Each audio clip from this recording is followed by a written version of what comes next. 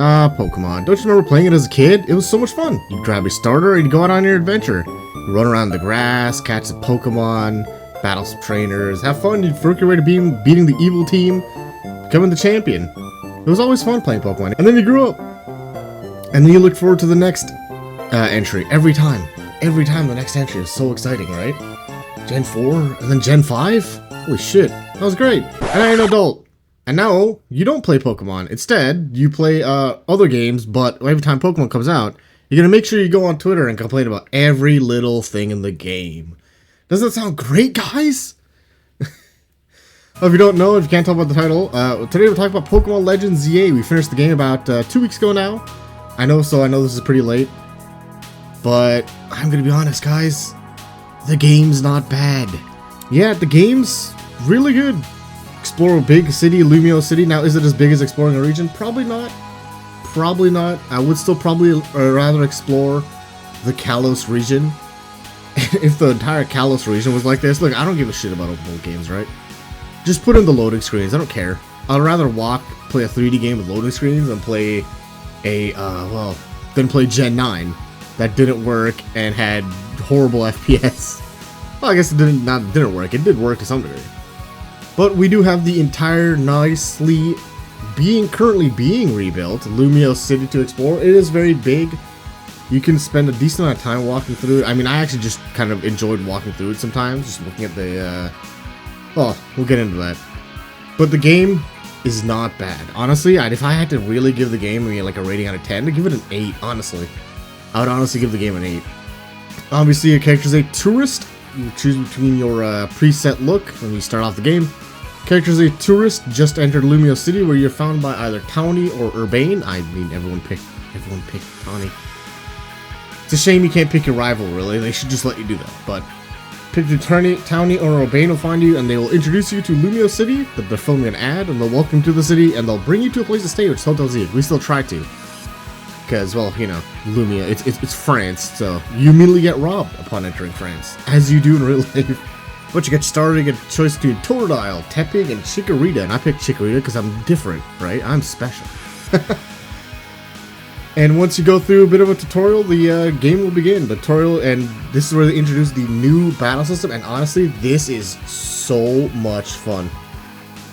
The new battle system is actually really fun, and it's easily the best reason to play the game. The new battle system is so good. It's I don't know how to describe it. I think it's kind of closer to Xenoblade. I haven't played the original Xenoblade, but it's kind of like an MMO. Your 4 attacks are now skills, each one tied to a button, which you have to be targeting a Pokemon or a piece of environment to use. We'll get over that in a minute. And yeah, you get A, B, X, Y, and each one corresponds to an attack move. You learn more attack moves as you go. You can freely switch your moves in the game, just like in Gen 9. So you literally just go into, once you're out of a battle, you just go into the menu, click change moves, you can change whatever moves you want. Each move has its own cooldown, and that's how the game works. It's like a third-person game where, it's like a third-person action game where it's like an MMO, where you just have, all your skills are attacks. You don't have a basic attack, so literally just like tackle is literally also a skill. So generally you'd have like a mix of like lower, kind of weaker moves, maybe status moves, and different moves do have different cooldowns, like I said. So like, for example, like Ice Beam has like a 9-second cooldown, I think, or like 8-second, and then moves like Quick Attack have like 4, so you can use it very quickly. The combat in the game is so fun, and then you can sneak kill during the battle zones. The way the game works is that at the daytime, nothing is really happening during the daytime, but once nighttime falls, the battle zones open up. So you go into a battle zone, and that's how you battle people, and you battle people to raise your rank. So that's what the game's about. Initially, the game is about simply raising your rank. You start off with Z, you gotta make it over to A. Now, a lot of people, this is kind of one of the big mixed things. We'll get into the cons, of the game, in a minute, but it does lead to eventually to the actual story kind of starts, and leads to people had a very mixed reaction about it. But yeah, like I said, the best parts of the game is easily the combat, and honestly, the character design, the characters look great. I mean, the characters do look great. Ivor looks awesome. Corbo, which is Synth. Lebon, Canary, or Canary, I still don't know how to pronounce her name. And your friends, Lita and Naveen, are so much better written, as they just have really cool designs. What's not fun to look at? Like I said, we'll get into the cons. The environment's not great. The environment is not great. Probably the two biggest issues I had with this game The how can I explain it? The overworld design, so the internal designs are not bad. It's like when you go into the museum, when you go into Hotel Z, or the restaurants, those look fine. Those look perfectly fine inside, the internal cells. But the external cells of the city don't look great. Now, it's mostly just flat, like they just have flat boxes and then they put like textures over it. So it's like a fake railing with a fake window. I mean, that doesn't really bother me. Not really that much. Like, it doesn't bother me personally. I can never see why some people get mad. I never really noticed it. Because when you're looking around the zone, or I forgot to mention, the way you catch Pokemon is similar to the battle zones. You have wild zones, which are active at all times of the day. And different Pokemon spawn in each wild zone. Like so, kind of good into that. But yeah, I never really noticed it. I mean, you're kind of just running around looking for things. You're either looking for items, or glowing. You're either looking for Pokemon, looking for the stupid screws. You know, you're definitely not noticing the walls and the stupid screws are on your screen. You're trying to get to those by going through an obstacle course. 100 of those, by the way, so you know. No Zygarde cells, but you get to collect 100 screws. Does that sound great, guys? But yeah, the visual style isn't that great, at least for the buildings, the environment. The character design's okay. I do miss... I think Sword and Shield had a good art style going. I understand the tree exists. The tree you weren't supposed to pay attention to, but it exists. And the picture is out there. But I think the game does look good, at least when you're walking. Just don't stop and shove your camera into a wall and you'll be fine. The Pokemon are less detailed, and I think the clothing is less detailed too than Gen 9. I think that's fine. I'd rather have a less detailed art style in exchange for a game that runs at a reasonable FPS. Now, some people have been reporting glitches. I don't know if those people are just because they're on Switch 1, or if they're Switch 1, it's a day 1 Switch 1, or if they like tongue-fucked the cartridge. Sorry, tongued the cartridge before they put the game in. But yeah, the game ran fine for me. We streamed the whole playthrough. The game ran perfectly fine. I haven't encountered any issues so far. I think I had one frame drop off stream when I was shiny hunting, and that's literally it. Speaking of the shinies, yes, shinies are back, and this time they are visible on the map, just like Gen 9 and Arceus. But like Arceus, you have multiple methods of knowing a shiny is. So there's like, it plays a tune when shinies are here. It shows the sparkles, and the sparkles will be consistent, and it shows a burst of sparkles. The burst of sparkles, that like the big, you know, explosion effect, that will only happen once, and you have to be like close enough to the Pokemon, but you will see like most shinies are distinct. Even the Slowpoke, which as many people know is infamous for not looking shiny, does look shiny now. You will see the shiny, so you should be good. All you Slowpoke. Now the other con is the very obvious one. There is no voice acting. Why there's no voice acting, I could not tell you. There should be voice acting. I mean, seriously, the cutscenes are actually really well. The animations of the game are done so well. The facial expressions are amazing. I love the facial expressions of the game. And you can see lots of different facial expressions. We just pull out your character's camera and point it at people and play music to change their mood, and they look great. I love taking pictures with people, NPCs, specific NPCs. Don't worry about it. But yeah, it's a real shame that there is no voice acting. There needs to be voice acting in Generation 10. I don't care if they think... I don't know what they think, that's the thing. But there needs to be voice acting in Gen 10. There has to be. These cutscenes are too good. There doesn't have to be voice acting throughout the whole game, but just put the animated cutscenes. That's what we need. We need voice acting. Now, as I mentioned, there was a mixed thing to get into. So the story is you start off in rank Z and you make it to rank A. It's a tournament where the person at rank A gets their wish. Now, what ends up happening, I'm just going to spoil it right now, but what ends up happening is, when you get to rank V, they introduce the idea of like, that's when they introduce the Mega Evolution, and getting your Mega Ring, and you have to fight your first Rogue Mega Pokemon, which is like a raid battle? It's like a raid battle. And so what ends up happening is like, hey, we need to fast track you, because you're technically not supposed to be using your Mega Evolution to like rank F. So what happens is you go through a battle, you beat the guy named Vinny. You beat Vinny in a battle, you go from rank V to rank F. It skips you all the way to rank F. And a lot of people didn't like that because they thought it was skipping most of the game, and it was kind of like false advertising. Which it didn't really bother me for a couple reasons. One, it gets you straight into the Mega Evolution stuff. And the other reason is like, before the DLC, because they didn't announce DLC for the game, the level cap is 100. And when you have 26 letters to go through, and your starter starts at level 5, so it's level 95, the 95 more levels to gain.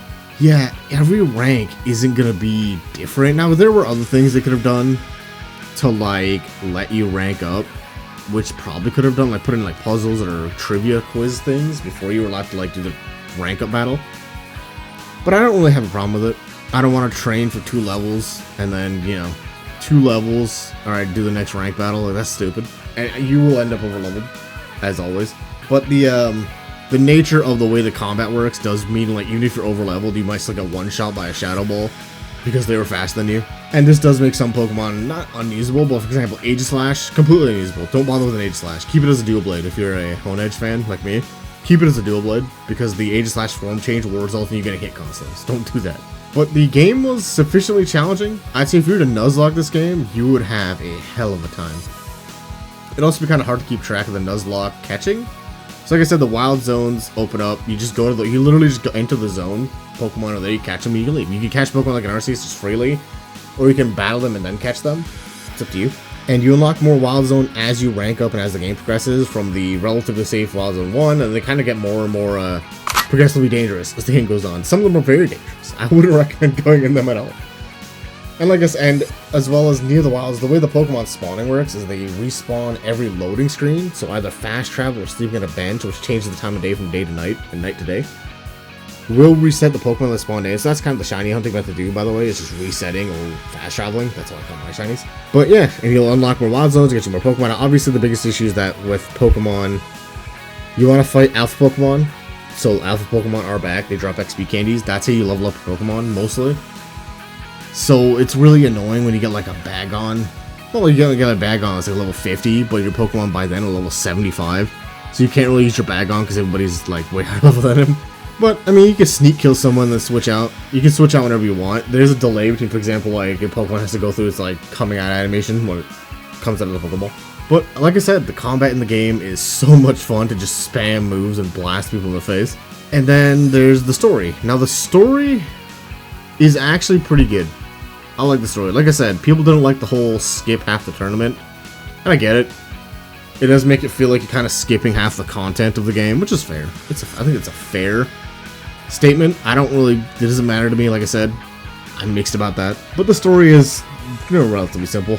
It's slightly different from a standard Pokemon game. There's no like evil team. There's no like evil team or anything like that. It's a pretty, because it is a Legends game, so it doesn't follow the traditional Pokemon. Well, I guess Gen 9 didn't either, but you know what I mean. There's no like evil team or like champion battle or anything like that. Instead, it's pretty much just focused around the tournament. But there's kind of like a side story going on alongside the tournament. The tournament is kind of just the track to get you through the game while the story plays along. And the story is, like I said, mostly integrated with the tournament. But you meet a whole bunch of characters. I think every character was written well. I think every character was well written. Obviously, Ivor, Emma's there from original Gen 6. I think she's greatly written. She's a little underutilized. I would have liked to see more Emma for multiple reasons. But you meet each character, and they kind of have their, like, each, I guess they kind of represent the gym leaders. Because I think there's a total of 8 notable characters you meet. Yeah, there is. But yeah, I think they're pretty good. They're sufficiently tough fights. Connery's rough because she's a freaking Electros, and I don't generally use ground types. But I think the game was sufficiently challenging, and I think the story is really good. Like I said, it's a very heartfelt story at the end, and yeah, definitely is worth checking out. But like I said, yeah, definitely worth checking out. I think honestly that Pokemon Legends ZA is easily one of the most fun. If they had voice acting and they had like good world design, like they just made things a little bit more 3D and a little higher res textures, and the game ran with those, easily one of the best Pokemon games I've ever played in my life. And I've played almost all of them. The only one I haven't played are Gen 2 Remake, Crystal. I haven't played Gen 2 Remake, or Black 2, White 2. But yeah, if they had fixed those 2 issues, best Pokemon game ever. It's so much fun. Is it $100 Canadian fun? That's hard to say, because I don't think any game should be that expensive at all. I don't think Elden Ring should be that expensive. We got hours out of Elden Ring. But I mean, if you're looking for a game to play, to spend some hours in, because I think we played the game for 30 hours total. Was it playtime? Something like that, but I was just a shiny hunting on stream. I think the game's great. I think the game's great, though I would recommend maybe wait for Gen 10. And then if Gen 10 drops and that's not good, then get Legends EA if you can wait but you want to play Pokemon game. But I think the game is great. I think everyone's kind of losing their minds, and people say, "You're not a real Pokemon fan." No, that's stupid. The game is great. It's so fun to play. Just don't shove your freaking camera into a wall for 20 minutes and stare at the wall. You'll be fine. The side quests are great. They're very memorable. Everything's well written. It's literally just the graphic style. That is the only issue. The graphic style for the world, the environment. The characters look fine. It's literally just the world. But I think people are completely over-exaggerating. I think Pokemon Legends is a great game. And if you're looking for a game to play and you want to play a Pokemon game, I think you should just get it. Like I said, it's a little pricey, but every game is pricey now. So, is that really an issue? Not really. If you're gonna buy Call of Duty, you better have buying Pokemon Legends EA, start firing a giant guy. I don't know what's going on there. But yeah, anyways guys, this has been me, I'm Wandering Edge. Thank you guys so much for stopping by and listening to my rambling. And I will see you guys later. Thank you guys very much, everyone. Have a good day.